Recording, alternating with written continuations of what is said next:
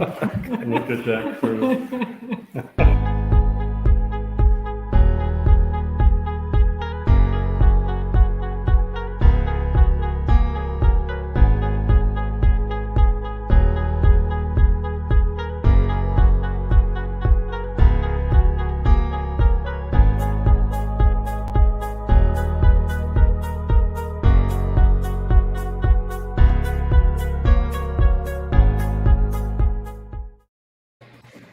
Hello, everyone. Welcome to another edition of Grown Folks Business. I had a little technical difficulties, but I slid under the tag. I made it to home plate without even getting thrown out or tagged. So, hey, um, good to see some familiar faces, and I see you guys are all in this one spot. Greg, Julia, Bob, good to see you guys. Jay Dwayne, glad you can make it back. Uh, Thanks as always for doing what you do, Danya. And of course, I recognize Merrill, the man, the myth, the legend, the CEO of NC 100.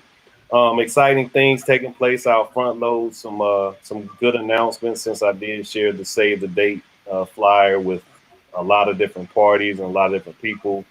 Uh, Greg and Julia, you guys are intricate to this October 16th event, and I greatly appreciate you assisting in that. So if you're listening out there and you have some youth that need to get outside and in an open air space and potentially learn something about aviation, we're doing something on October 16th that's going to be a pretty big deal. It's an umbrella event, and it'll incorporate um, numerous organizations and people who want to network and find out who the movers and shakers are in their community. We'll highlight youth. We'll definitely provide, well, Greg and Julia and some of the people out there will provide you guys with some fun activities. I won't open the bag right now because we still got some planning to do, but it'll be a great day, a long but great day. And we'll also be honoring Miss Portia Paris again out there in our conversation. And this is in her spirit. This is something that this is something along the lines of the work me and her did over the course of a number of years. The planning and plotting that went into this. Her spirit was definitely with me as always. This is something that I got a lot of practice doing, and I had a lot of assistance and guidance with Portia during my time at the Y and beyond that. But her spirit was with me as I was thinking about this process, and I'm glad to have the support and the connectivity in this space. So without further ado, let's get back to the topic, which today, like I said, is a sequel of last week, so to speak, because we left off in some really like unfinished conversations. It was a lot to process, and everybody was having a good time sharing their thoughts about college and everything that it has to offer, everything that it used to have to offer, and so on and so forth. So the conversation continues. Higher learning, overpriced, and undervalued. So as I get my tongue untied. So we're going to continue with some of the things we discussed, and we have some new voices in the space. Jay, your expertise is again appreciated. I did receive a message from CC. She was had a little bit of an experience that she had to take care of some work. She said she might try to join us, but she was a good guest last week, and if she doesn't make it to this one, there'll be others. But we'll get started with the video, because when we left off last week, the topic evolved into ideas around imposter syndrome.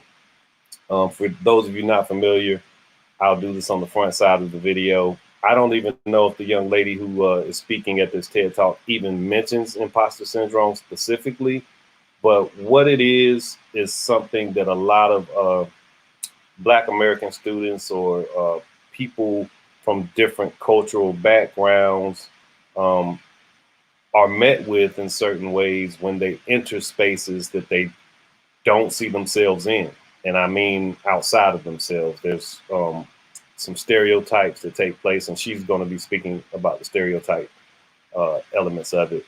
But you're not in your neighborhood anymore. You're away from home. A lot of times, if you go to a college, even at this point, if it's an HBCU, you're around people who are otherwise not familiar to you. So imposter syndrome can occur on numerous levels at different places throughout your academic career, throughout your working career. Meryl, I'm fairly certain all of the lanes that you have traversed, you have probably experienced it in some way, shape, or form, or witnessed it firsthand. It's good to talk about it. And this young lady does a really good job unpacking it. Like I said, I don't even know if she says imposter syndrome specifically, but what she's going to speak on is exactly that.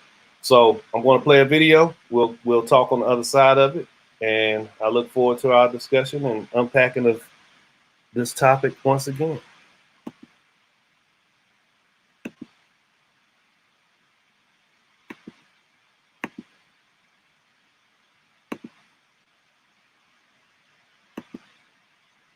And I think we are set. Here we go.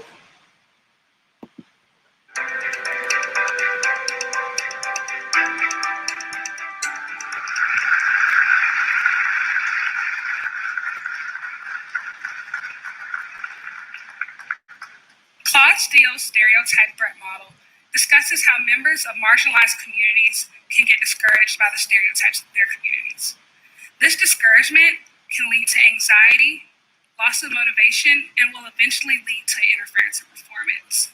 For example, a woman who believes that becoming president one day will be impossible due to her gender can get so discouraged to the point that she doesn't even try at all, even if she is qualified. When I started college, I struggled immensely. Suddenly, I was surrounded by affluent peers when I myself am a first-generation college student from a low-income household.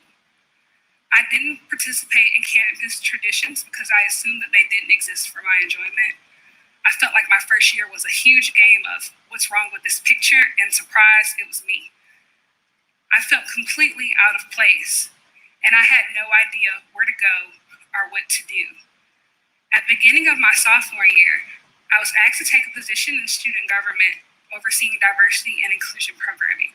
I was terrified and intimidated, but I decided it was time to be brave. I loved the work that I was doing. I became an advocate for inclusion and equity, but there was always a little voice inside of my head that created doubt, wondering if I was there just because I was valued, or was I there because diversity and inclusion were good buzzwords and my face fit the bill. At the time, I was working as a hospitality attendant at the stadium and the suites. Many of my colleagues sat there with their families. And even though during school hours, we were equals, in this space, I was making a little over minimum wage amongst my peers who were sitting in seats that were worth thousands. I became self-conscious in leadership positions as a result, constantly wondering, did I fit in at all? At the time, I was still in my niche multicultural organizations, fostering communities with students that were from similar backgrounds. But I no longer felt as comfortable there as I once did. And why was that? I was living two separate lives, and I was desperately scared that they would interact. On one end, I didn't want to be seen as the angry Black woman or the poor first-generation college student. But on the other end, I didn't want my community to think that I lost sight of our struggles, because I would no longer spend my time there as much. I was exhausted from being pulled in so many directions, and I'm not the only one. Feeling out of place is not dependent on gender, race, or socioeconomic status. God forbid your weekday persona meets your Saturday life, or your new relationship seeing your old baggage, or your wealthy friends seeing your past riddled with food insecurity. We must realize that your separate lives will never be successful until you realize that they are the same. If not, we're not living our best lives, we're living our best lies. Overcoming stereotypes is hard, but there's much that we can do to combat this. First, be brave. If you are in a position to speak up and use your voice, use it. Speaking through fear today will allow someone else to speak without it tomorrow. acknowledges the differences between us, but know that we are not the stereotypes that are placed upon us. Know that you are exactly where you need to be, and that you do not have to conform to any label or stereotype. Third, know that you belong as you befriend, hire, and collaborate with people that are different from yourself. Don't seek diversity to fit a quota. Seek diversity to learn the magic of individual stories. Diversity is for nothing without establishing inclusivity. Having a seat at the table means nothing if you can't say what you feel while you're there. Know that you belong in the spaces that you are in. And if you struggle with overcoming stereotypes, know that we are not what we've been through, but it is our responsibility to make our experiences matter. After all, who cares about fitting the mold when you can create a new one altogether? Thank you.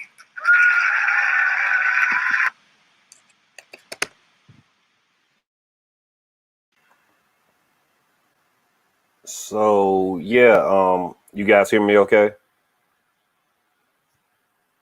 Okay, so yeah, important that what she said lastly, I'm sure Merrill can attest to this. He's probably heard me say it a million times when we were dealing with the NC Leap kids bi-weekly a couple months ago.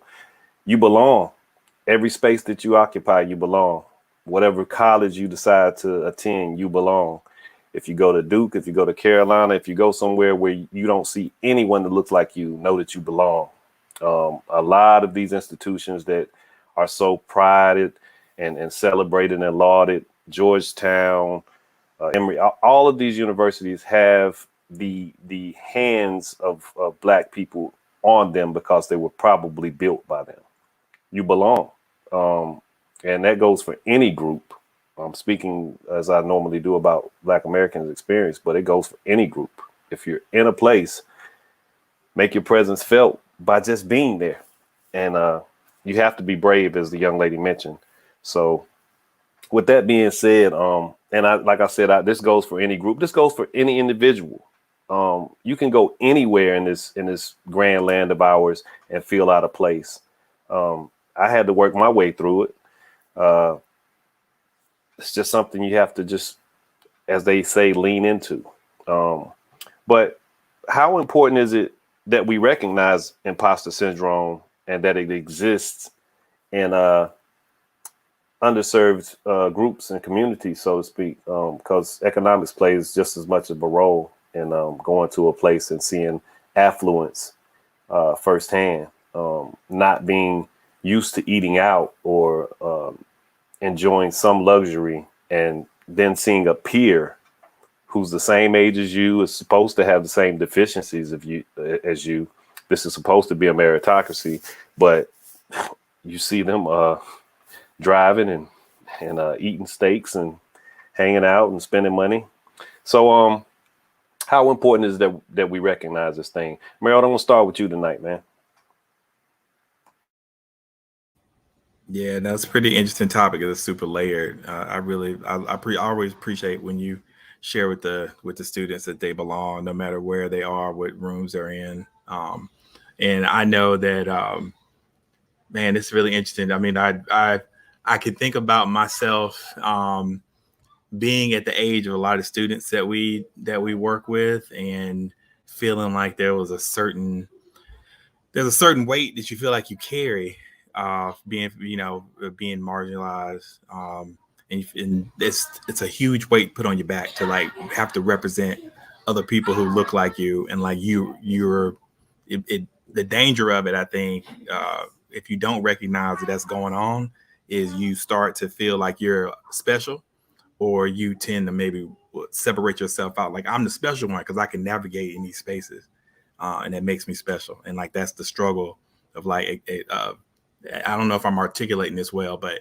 I think it's important to recognize when that is going on and find some method to be able to realize that you're not doing anything special by normalizing valuing what fork is the salad fork, and that type, you know what I mean? Like, it's like there's nothing special about that. Like, but if that's where your values lie, you just making an examination of yourself. So, I mean, like I used to be one of these folks that would feel like I needed to, say the right thing or know the King's English or not want somebody seeing me eating a chicken or watermelon in public. I mean, that stuff used to be important to me because I wanted to, like, I want these white folks to respect me,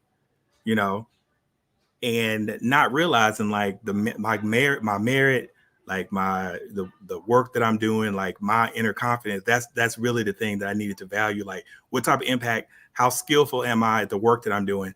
That's more important than somebody's individual stereotype or idea of like what people look like me do or say or talk or walk. That's their issue. It's not mine.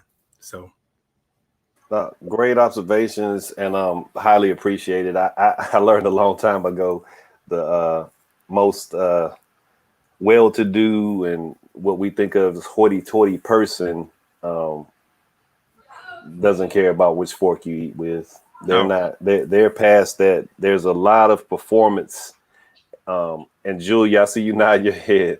I know where you come from somewhat. So there's a lot of performance that takes place in certain spaces, and it's really a bunch of mess. It also can be like being from a rural area and finding yourself in certain positions, and folks like, oh, you from North Carolina? There's like this natural thing, and I got a really hard, super twang to my voice. You know what I'm saying? So like that used to bother me too, and I was like, it doesn't matter. It's like, how you feel about yourself, the work that you're doing, your contributions.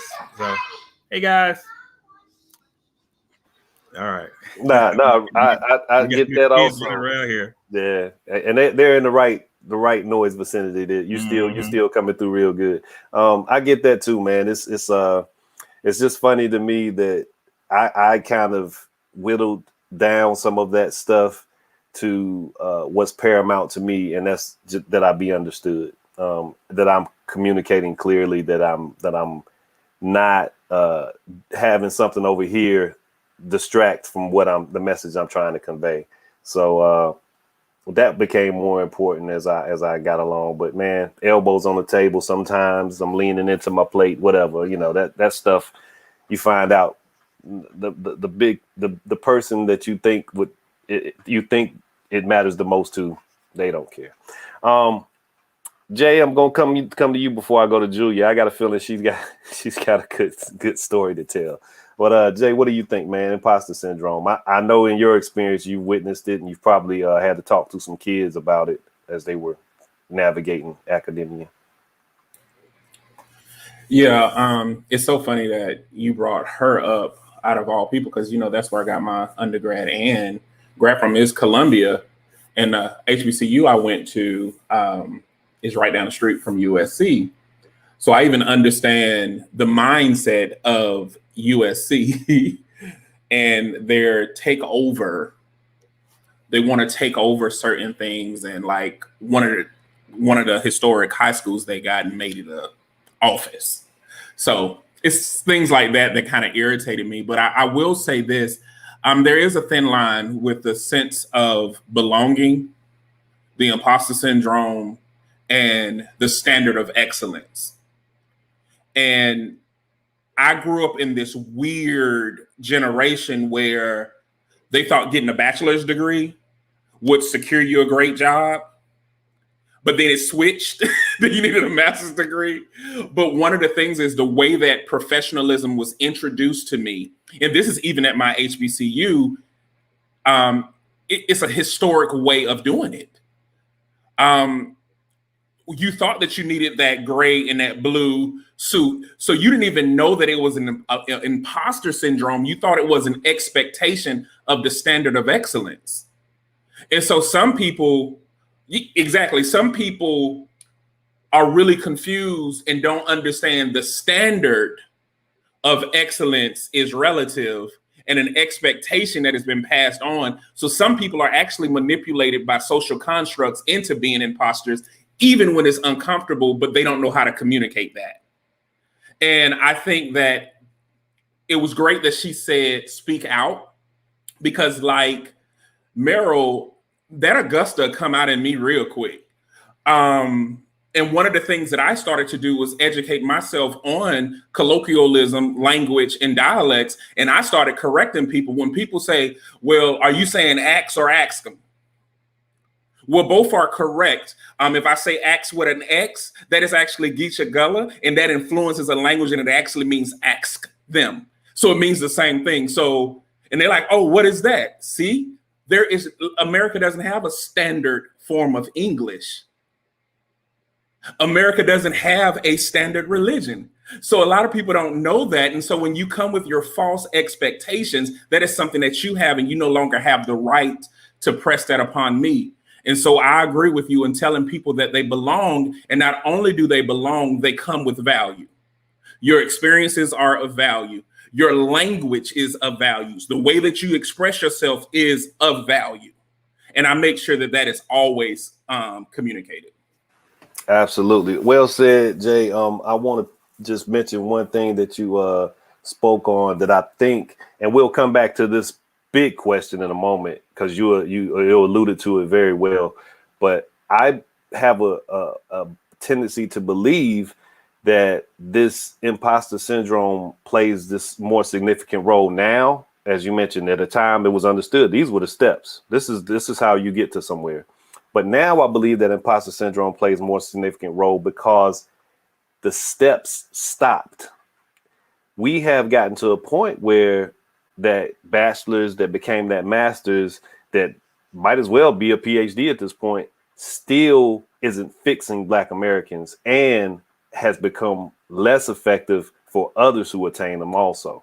But this continuation in America of what gets Black Americans together, we don't say reparations, we don't start there, but we've made it education, we've made it working, we've made it just uniting and the Black dollar. But the reality is all of those roads and all of those steps keep ending. And now we fight with, well, what about this imposter syndrome thing? Yeah, it exists because the limitations are there. We just can't see them, but we feel them. And it makes that natural tendency to progress something else. So yeah, now Julia, I can't wait to hear your thoughts on the performative stuff. But just overall, what are you guys' thoughts on imposter syndrome and what we're discussing so far? I'm going to pass it to my brother Bob here because he shared an article with me some time back about a Black lady that got into a college because she was Black. It was part of the. Do you remember that story? Yeah. And yeah, that was really an interesting article I read probably 6 or 8 months ago. It was an article written by a woman who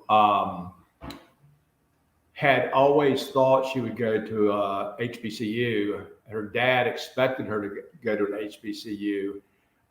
He basically said he wouldn't support her if she didn't. But the timing was interesting. The timing was affirmative action had just been legislated. And so these white schools, and this was a white woman's school in Philadelphia, went on a recruiting project, recruiting rampage for the right kind of Black people to come in and satisfy their opportunity to capitalize on the affirmative action legislation that had been passed. So this was a white women's school.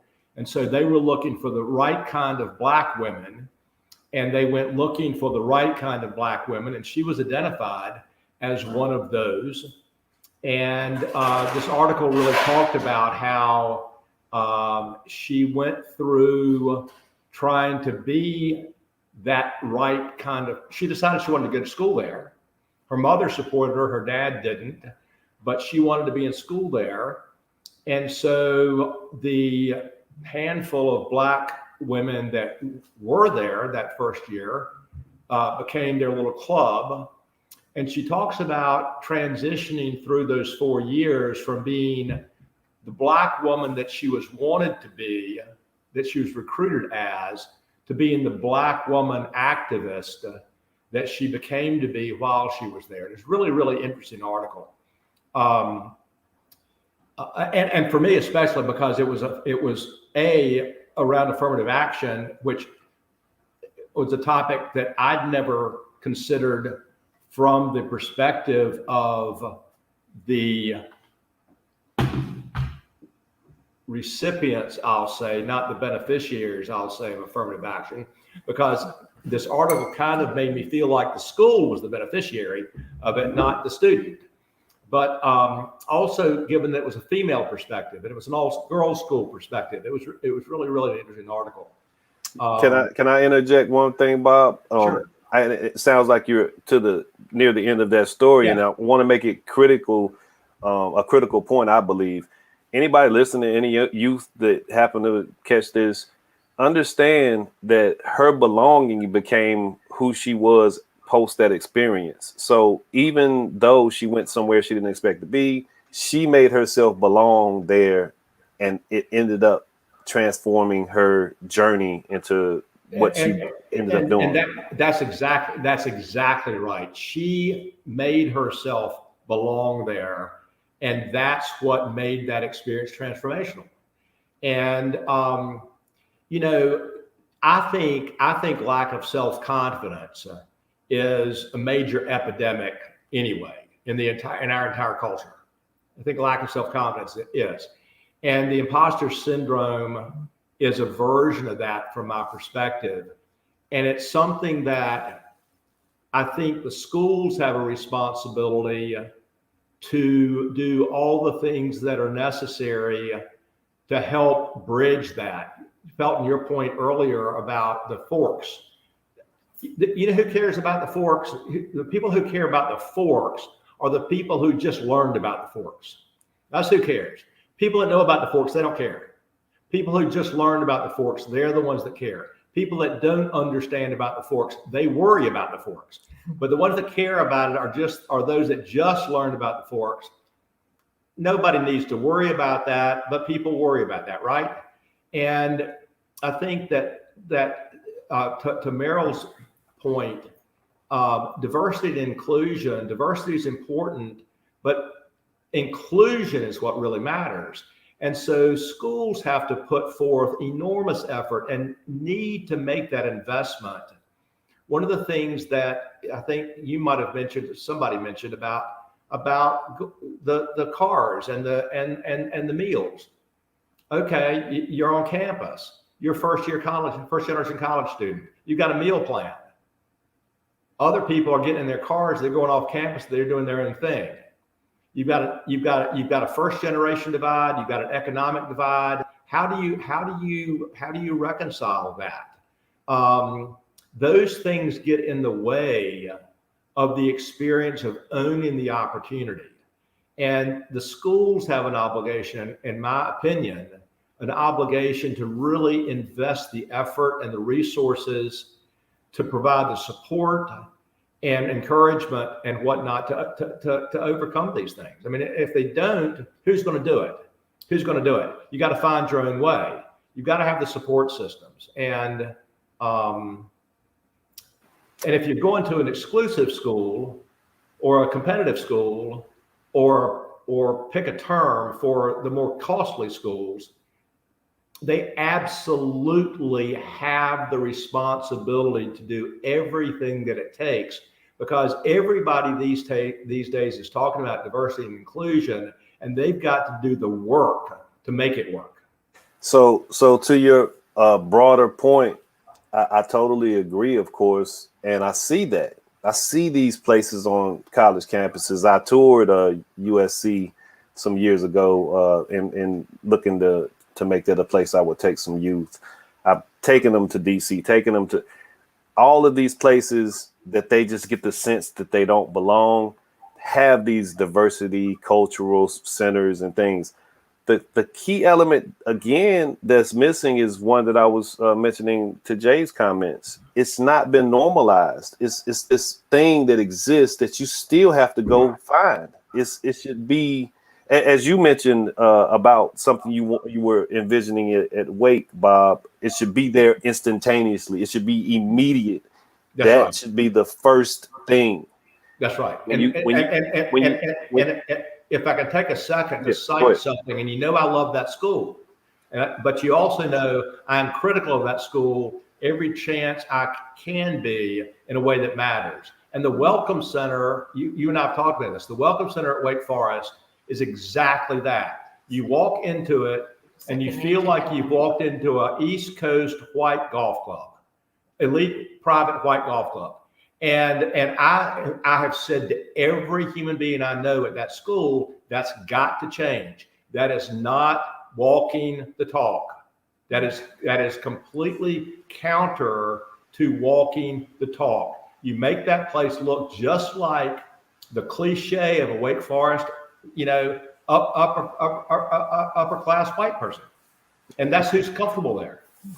Yeah, there was to your point, and this will compound it, and it was just a fortunate moment that we had. Portia and I took some kids to Atlanta some years ago, and we took them to Emory because I was emphatic about our college tours taking them places other than HBCUs. Why? Because they belong anywhere. If you like this school, go there, figure it out.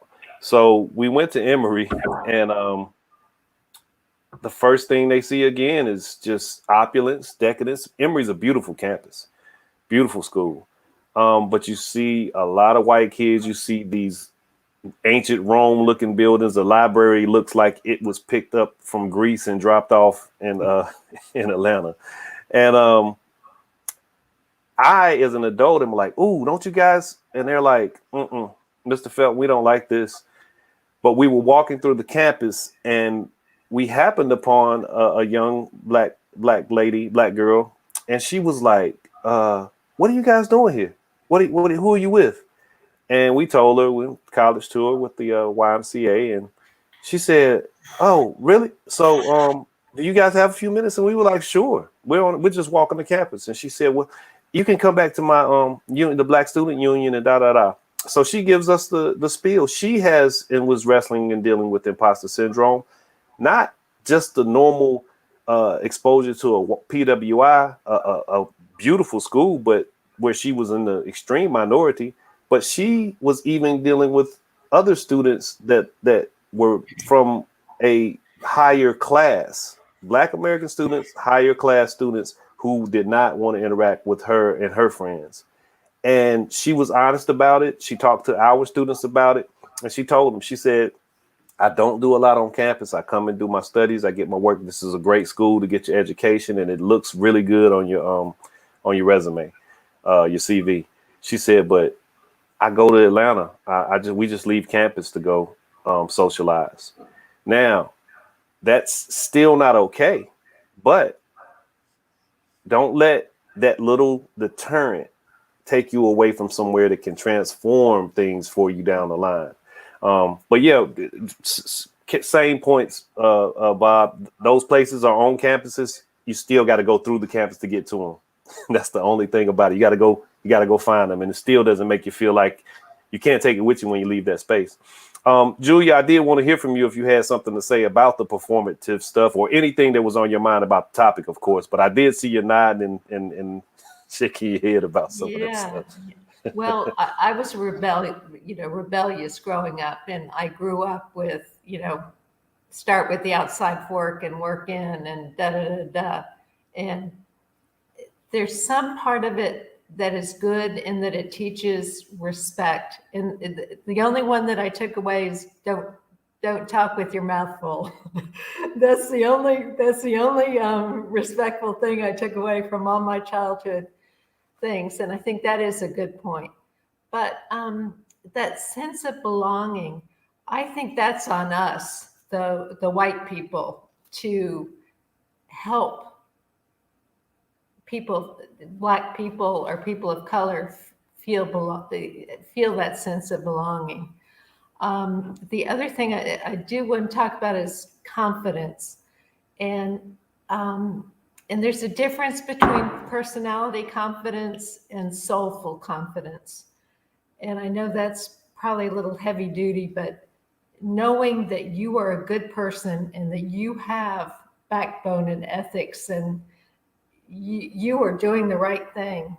That is real confidence. And that comes from, kind of a different place.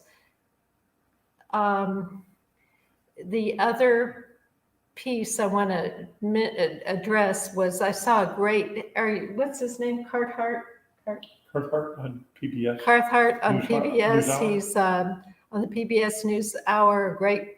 I think he is a journalist for the Washington Post. Maybe he's with Brooks.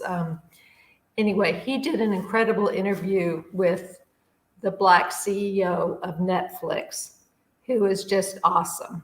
And she talked about, everybody's going for diversity, but what good is diversity if there's not inclusion, if we're not listening to what the Black people on at the table are saying, or the people of color are saying. So don't ask yes or no questions. Ask, did I frame that? What did you think about how I said that? Or what are your thoughts on this particular issue? And that's not really related, but in a way, it kind of is. There's a difference between, okay, I got X number of Black people, but are they included? Do they feel included? No, you're hitting a nail on the head of the ideas around diversity that just means putting people that look a certain way. Diversity of character matters. And what you're speaking of is that lack of acknowledgement. There can be somebody in there that says all of the things that need to be said, but if it's just okay, the way that some people feel when they're in those positions of power needs to be wrestled with more by them. They don't need to brush it off and be glad that meeting's over. Oh gosh, I'm glad we got out of there, and then go back and do what they were going to do anyway. Right. But I get your sentiment and I appreciate it very much, very much. Greg, did you have anything you wanted to add? I know you kind of off camera. He's gone. He's got some stuff going on. Yeah, all good. Wonderful commentary thus far. I'm going to ask this big question because what I love is that we're talking. And when I don't get to all of my stuff, that's the best time I have on this in this space, because it lets me know that, there was a robust conversation, and that's a beautiful thing. So I want to get to this big question. And Jay, I'm going to come start with you on this one, because I think this question is it's going to encompass a lot of the things we kind of discussed last week. It's going to encompass where I think you go a lot of times when you're speaking on the affairs that you've witnessed over, I think you said 20 plus years of being in academia in some way, shape, or form. Greg and Julie, can y'all mute your screen? Yep. So thanks. So it's a general question for the room, of course, but Jay, you're going to be the first person I want to answer, and it's a big question. It's a long one, so just kind of compartmentalize, and if you need me to repeat it or whatever, just let me know. But I was thinking this thought, and I thought it would make a good piece for this space and for this topic. So has anyone else besides myself noticed how thoughts around continuing one's education have soured over the years? Used to be a point of pride. Now it's become connected to so much ridicule around debt incurred, the time spent with no guarantee of a good job, and the perceived arrogance of the people who attain degrees. So I know there's a lot to think about, but Jay, you need me to go back over, or you catch enough of it?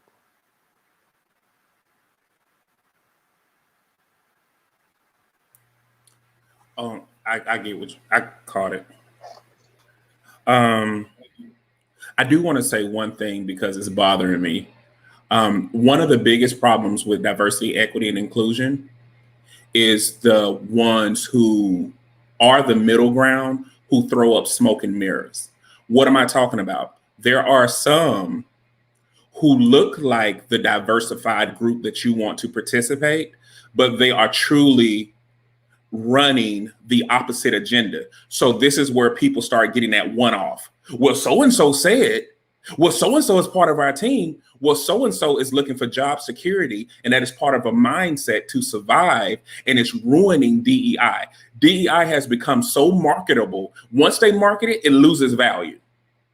And that's what it has become. That's why it became market. Oh, get a black woman. So when they were doing DEI, most of them were just black women, like diversity, equity, and inclusion. And they had to have an HR background. Well, have you ever thought about maybe SHRM is part of the issue? Because if they've been doing HR all this time and they didn't find anything wrong with diversity, equity, and inclusion, then why would you hire somebody who has 10 years of experience and certified through an organization that haven't even investigated whether they are inherently racist? Love it, man. Love it. But no, hold on 1 second. I have got to interject, and it's only because you spoke to so many points that we have unpacked on this show over the last year and a little bit of change, I think now. And I really, really want you to know, I probably didn't even stop to go into some of that because we've talked about it so much, man. The box checking does not diversify the space. There's this rush to give somebody with some melanin, and if they're a woman, another box, and if there's anything to do with gender or sexuality, that becomes another check. And a lot of times it disrupts what is supposed to be taken care of. And then we really cannot forget that so many gains that are made on the backs of Black Americans, it allows for other groups to come in and gain just as much traction because they get to take these roles as being minorities or oppressed or checking that diversity box. And the people that need the help or need the guidance and assistance the most often don't get it because somebody can come from another country, they're melanated, they may come from a place where they're already middle class, already wealthy, already good. But they come here and they get to navigate that space in place of a person that's diverse, and they get that accelerated presence in America. And that's a tough conversation, but those are the type of things that have to be discussed so that this stuff becomes more effective. So Jay, I'm sorry to disrupt that, but you're in the right place for that mode of thinking. So if you can still remember your train of thought, come back to it with the question.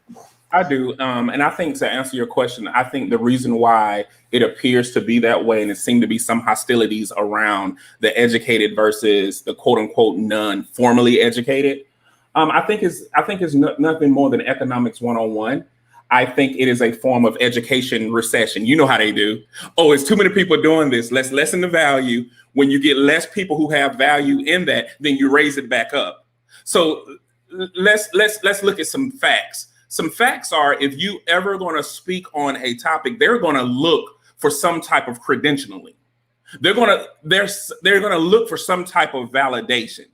So the whole mindset of education will never fully go away. That's why you have people getting different certs, doing different things and all of that. But what they're going to do is create an illusion as if it's gone away. And then they're going to jack those things right back up like they're doing. And that's what we've been seeing over the years. Like it's too many people with degrees, too many people that are qualified. They do have this thing that is called in the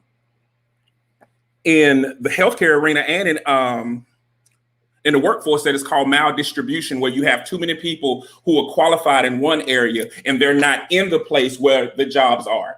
Like you may have a whole bunch of people qualified in English, but they're living in Durham when really the need may be in Utah. Right?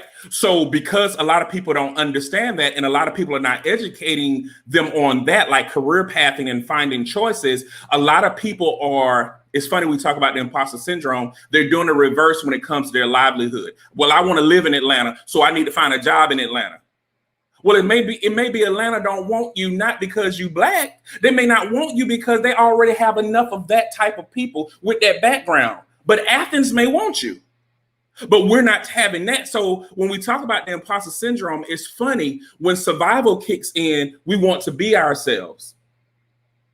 But when it comes to investing in ourselves, we don't know how to embrace ourselves.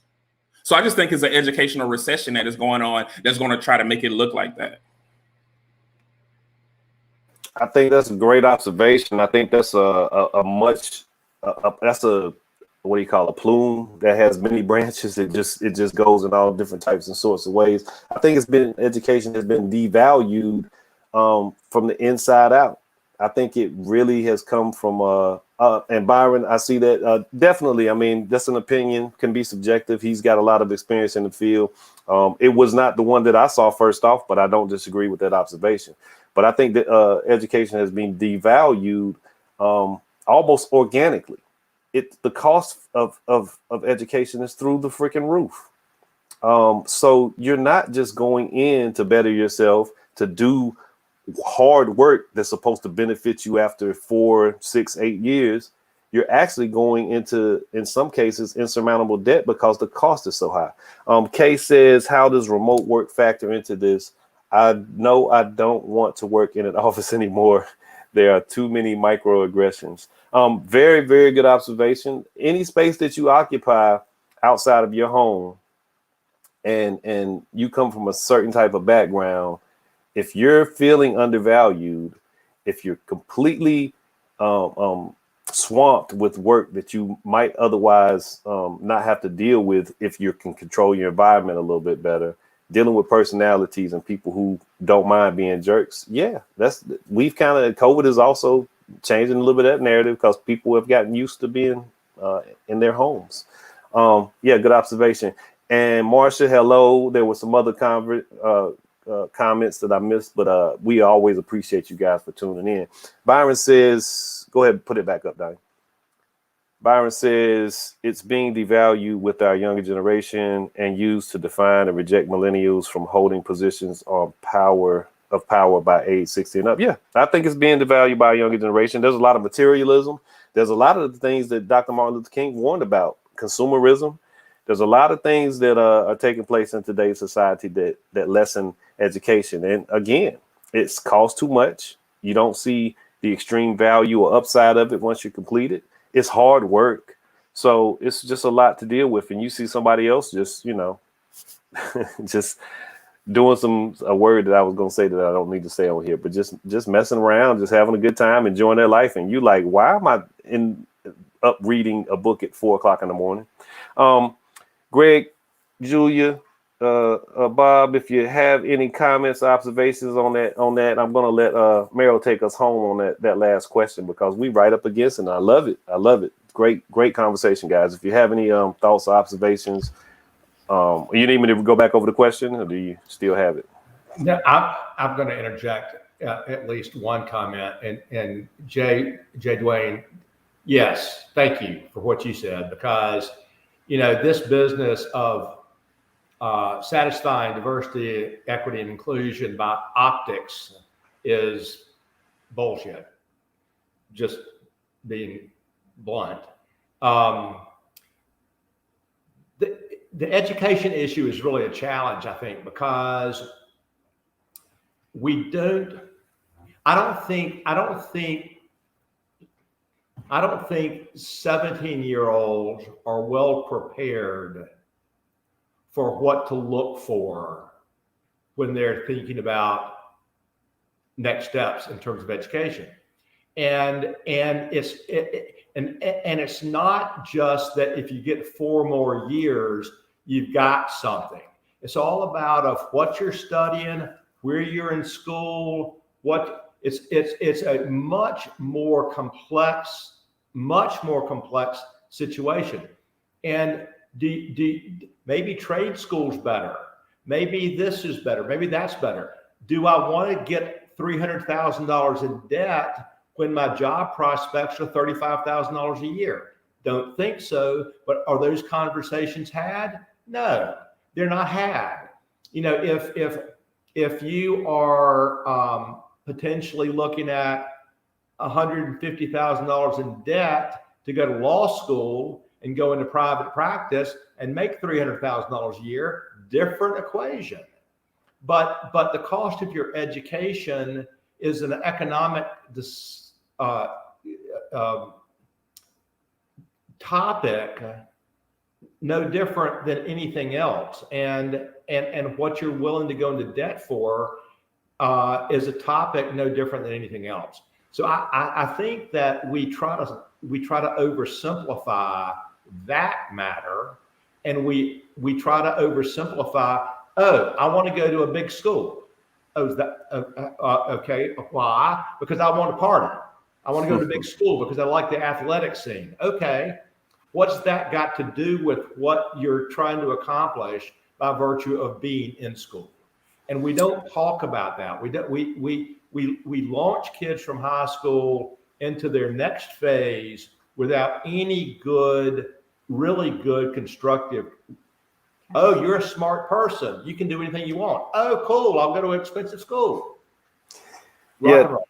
Rock and roll. Yeah, I don't at all disagree with a lot of what you're sharing there. It is appalling the lack of real foresight and thought that goes into planning for that transition in the high school and college. I mean, from high school to college. But I will say it should not be about the cost, because college gives you so much more. It has to be, the emphasis has to be placed on social skills above all else, to also address some of the things that you mentioned earlier, Bob, the comfortable factor and all of that stuff. So college gives you the ability to interact. You can be a straight A student and be the most intelligent in your class. If you have poor social skills, what good is it going to do you? So there's a whole nother unpacking the conversation. I think we're going to end up having a 3, 4 part, 5 part conversation about this thing, because I still haven't gotten through all my questions. But good observations, Bob. Can you put that comment back up, Danya, the longer statement that was made? Felton, can I say something to his to Bob's point? Absolutely. Let me read this statement, and I think it's going to just be to confirm what we were discussing earlier. And anyway, I'll come right back to you. Says Lil Nas X is trending more than Supreme Court attack on Roe v. Wade. That speaks to lack of relevant education for our children. A lack of relevant education for anyone. I mean, we got a 24-hour news cycle now, so you don't get to really get, the TV doesn't cut off anymore. I remember when the flag came up, the national anthem played, and the TV went blurry. Now you're just up 24 hours. They got to find something to fill that time. Jay, go. No, I was just going to say I agree with Bob. Like I think it's more for first generation college students, in a sense of, I would do my same college. Now I would go back to Benedict, but I would make more economical decisions that worked in my favor, like invest a refund check or get a certification in addition to that. And those conversations aren't happening. And I also agree with the social component as well, where they don't show you how to, they did a great job of showing you how to navigate through those spaces. What we used to call it code switching, but the new term is cultural meshing, where you are learning to navigate through those places without losing a sense of identity. And I think that those type of things aren't happening enough. And so people are really in a place where they could be more successful than they really know that they can be, but they don't even understand some of the tools that they do have within them. And that's why I got into higher ed, for that very reason, because I didn't want another generation of me to come forth.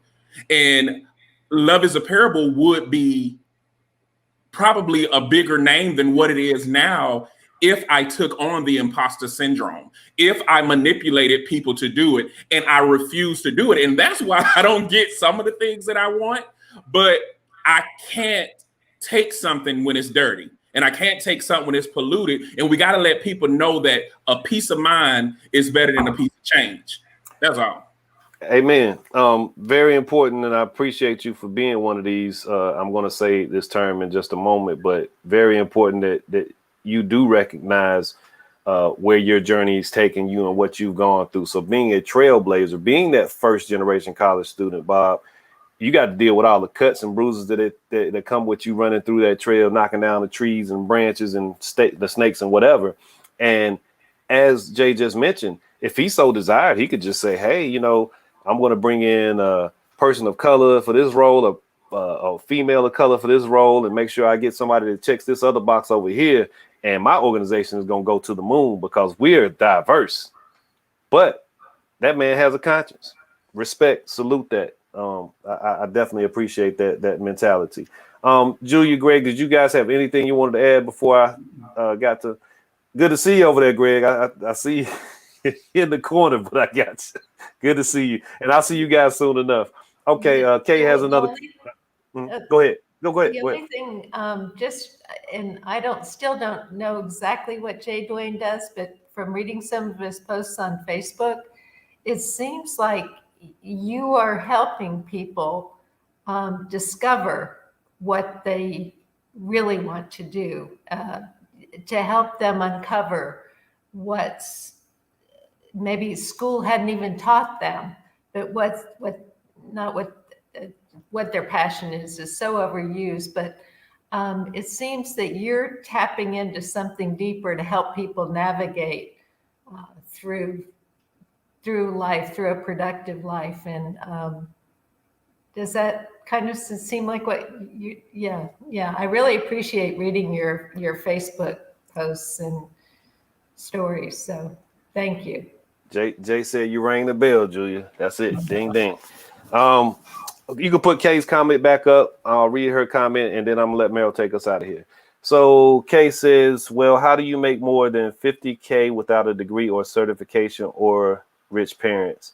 I think in some ways, boomers and the silent generation decided to go for profit over the greater good, and Gen X and younger are dealing with the consequences. In certain ways, that is absolutely true. There has been a lot of classism in the Black community since the beginning. You also have to take into account the fragility of Black American life. So, and the fragility in terms of navigation, that tightrope you have to walk. So once you get something, your whole objective is to hold on to it. And unfortunately, the most exploited are from your ilk. They're the same people, both and are there. And the exploitation continues and is rampant from that perspective. So great observation, Kay. Meryl, I don't know if you're sitting on a powder keg or if you just got a couple words you want to throw out there. Go ahead and no, I mean it's a lot. No, I mean we could go on forever, man. There's a lot of I got a lot of thoughts, but I think I'll just close and just kind of say, kind of go back to what I was thinking or saying before. It's what you value. At the end of the day, money's great, college is great, or achieving is great. I just think we're at a point now. Debt is a real thing. You have to make some really smart decisions about how you're gonna, move to that next step. Like as you're in school, I think that's why a lot of the work that we have done is really steeped into, instead of looking at stuff as like floors, like we try to give the kids opportunities that are just doors that are on a parallel level. If you are going to be an achiever and you want to go into academia, you want to be educated and move to that space, go to the fancy school, you belong there. If you want to start a business, capitalize on the talent that you have, you just have to plan. That's just where we are. You just got to plan. You got to make sound decisions. And let's be real. I mean, our schools are set up to teach people how to work for somebody. For the most part, it's like, okay, can you obey? Can you sit still? Can you color inside the lines? It's like, can you follow the rules and then you go to college and follow those rules and go get a job, go work for somebody? And that's fine. There shouldn't be people ridiculing people. I do think there is a little bit of an issue. You talked a little bit about this, and some people have kind of talked about this too, about the Gen X and boomers kind of valuing what your standards and what you value. Do you value the corner office? Do you value having a bunch of money? Do you value like doing things that just benefit you? Or do you want to do something that like fills your soul, is full of community? It's a struggle for me, because like I wish we lived in a world that you didn't have to worry about clothes on your back and food to eat and then be happy with the work that you're doing. Because you have to balance that, you end up being compromised and making decisions that you necessarily wouldn't make if you didn't have to worry about food and clothes. So it's just super layered. It'd be hard for us to talk about this in 3 hours. Man, and that's what we're going to probably end up doing. I'm actually thinking we might just roll this over again. I would love to have some other voices in the space and place. Kay, I see you typing tonight. I'd love to have you back in one of the squares. I think I'll let you guys know, but I may just make this a trilogy. Yeah. Hopefully it doesn't turn into rent. I would love to have just a conversation about, Jay talked a little bit about professionalism. I know we've talked about this. I talked to my friends about professionalism. being professional to me is you get paid for a job or you get paid to do something. That's it. All this other stuff, talking right and your shirt, and you went to the right school, or per my last email, all that little passive aggressive stuff people do. There's no such thing. You get paid to do a job. You're a professional. There's no such thing as acting professional. I challenge people all the time. It's like, do you mean act right? Like, what do you mean? Like, I really want people to construct. What do you mean by that? Like it just. So I would love to get at that, because it is a constant debate. It's you are kind to people, you are thoughtful to people, you try to conduct yourself in a way that's respectful, but there's no way to be professional. I don't know what that means. Yeah, being considerate of others is just, it kind of takes care of so much of that stuff that we're discussing right now. But the element of professionalism for me is, again, I just want to be understood as I intend to be understood. I don't want to not say what I mean and not mean what I say, and I want it to be received as I intend to be received, which is a struggle. It is a struggle. But man, there was ain't not y'all. Hey man, y'all. We in the South. Y'all is in the South. I want to say there was a whole lot of other things that you said just now, Meryl, that I wanted to even take a couple moments to touch on, but we are well over time, and I have other things I need to get started on. But yeah, man, this is probably going to be. I hope this doesn't become Rambo 3 or whatever the worst trilogies are. I didn't like the Matrix. Fast and the Furious. Way too many of those. Yeah, we can't even. Yeah, we can't. We'll never catch up with the.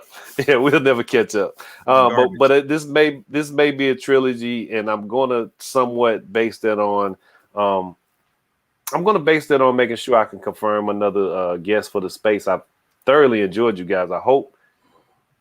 Byron Glad needs to be in the square. Okay, well, Byron, if you're gonna make the trip, Kay, if you're gonna make the trip, we got square space for you. And if you guys promise to show up next week, we'll make this a trilogy. I still have more questions. I still have more thoughts and ideas about this. And we were headed right down that road of the cost, and is it worth it? How much should it cost? There's so many other things and elements we can discuss here. And capitalism is something, man. Just find a way to make a profit anywhere.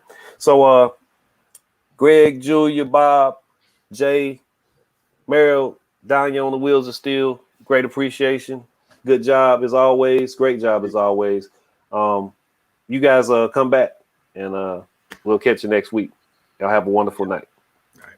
Night, everybody.